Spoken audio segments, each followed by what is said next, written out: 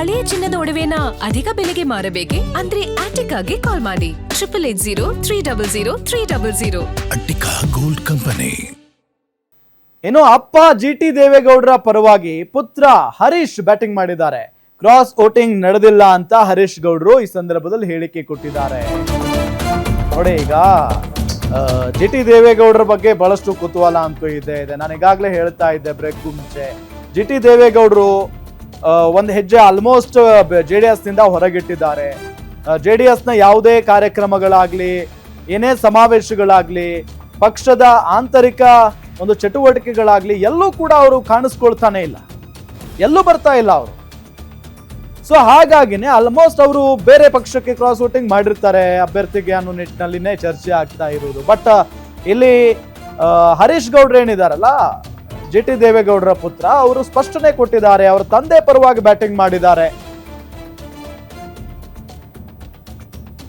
Cross voting ನಡೆದಿಲ್ಲ ಅಂತ ಹೇಳಿದ್ದಾರೆ. ತಂದೆ ಜೊತೆ ನಮ್ಮ ಪಕ್ಷದ ವರಿಷ್ಠರು ಚರ್ಚೆ ಮಾಡಿದ್ರು. ನಮ್ಮ ಪಕ್ಷದ ಎಲ್ಲ 18 ಶಾಸಕರು ಒಗ್ಗಟ್ಟಾಗಿದ್ದೇವೆ. ಅವರು ಆತ್ಮಸಾಕ್ಷಿಯಂತೆ ವೋಟ್ ಹಾಕಿದ್ದೇನೆ ಅಂತ ಹೇಳಿದ್ದಾರೆ.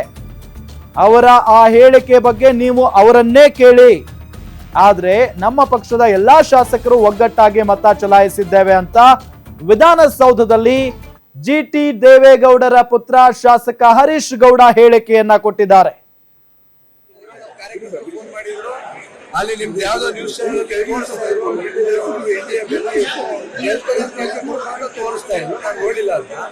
ಆದ್ರಿಂದ ಆ ಹೇಳಿಕೆ ಕೊಟ್ಟ ಮೇಲೆ ಬಹುಶಃ ಅನುಮಾನ ಎಲ್ಲಿ ವ್ಯಕ್ತಪಡಿಸ್ತೀವಿ ಅಂತ ನಾನು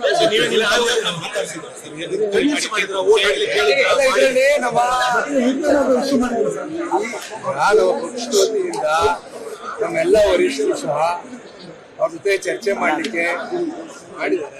ಬಹುಶಃ ಅವ್ರು ಹೇಳಿಕೆ ಕೊಟ್ಟಿದ್ಮೇಲೆ ಈಗ ನಾನ್ ಹೇಳ್ತಕ್ಕಂಥದ್ದು ಇಷ್ಟೇ, ಯಾವುದೇ ಗೊಂದಲ ಬೇಡ.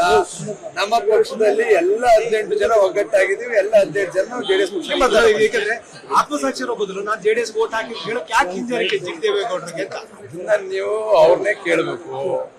ಆದ್ರಿಂದ ಈ ಪ್ರಶ್ನೆ ನಾನ್ ಹೇಳ್ತಕ್ಕಂಥದ್ದು ಇಷ್ಟೇ, ನಮ್ಮ JDS ಪಕ್ಷದ ವತಿಯಿಂದ ನಾವೆಲ್ಲ 18 ಜನ ಒಟ್ಟಾಗಿದ್ದೀವಿ. ಒಟ್ಟಾಗಿ JDS ಪಕ್ಷಕ್ಕೆ ಮತದಾನ ಗೋವಿಂದರಾಜ ನಾವು ಒಟ್ಟಾರೆಯಾಗಿ JDS ಹೇಳ್ತಾ ಇದೀವಲ್ಲ, ನಾನು ಒಟ್ಟಾರೆಯಾಗಿ ಎಲ್ಲ ಮಾತಾಡಿದೀವಿ, ನಾವೆಲ್ಲ ಒಟ್ಟಾಗಿದ್ದೀವಿ. ನಮಸ್ಕಾರ.